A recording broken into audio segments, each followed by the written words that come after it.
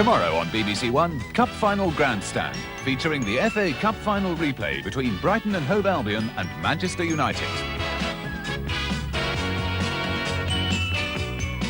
After the 2-2 draw last Saturday, for the third year running, the FA Cup Final goes to a replay.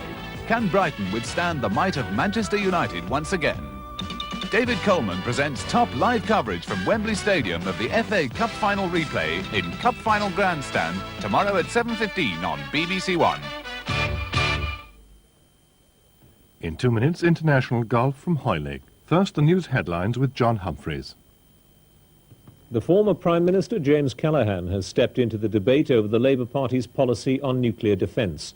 At a meeting in South Wales tonight, Mr Callaghan said a Labour government should not get rid of Polaris missiles unless the Russians give up something in return.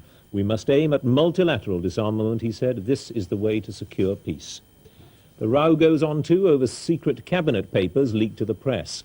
The documents discussed, among other things, new curbs on trade union powers and replacing unemployment benefit by private insurance.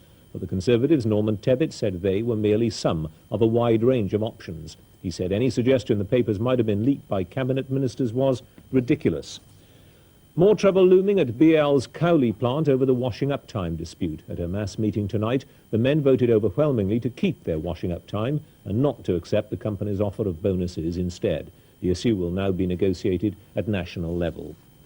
The 7 prisoners who'd been on the roof of Albany Jail on the Isle of Wight for 6 days have come down. 4 of the men were IRA terrorists. It's believed there were plans to send in the SAS if the men didn't end their protest voluntarily. The IRA men have now been sent to different jails. In Egypt, a ferry has sunk on the River Nile, and it's believed more than 300 people are dead. The boat had caught fire and burned out completely. The rest of the passengers, another 300, were rescued or swam to safety. And finally, a teenage girl and 3 youths have been rescued from rough seas off Blackpool. The girl, who's 16, was swept into the water by a wave and her boyfriend jumped in to help.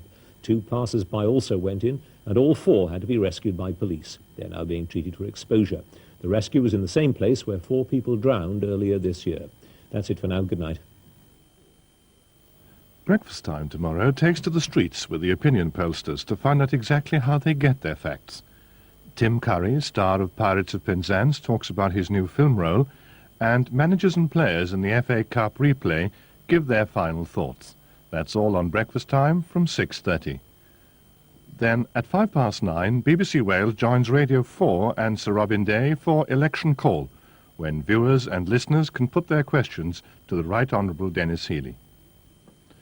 Now on BBC Wales, we join Harry Carpenter for highlights of today's international golf.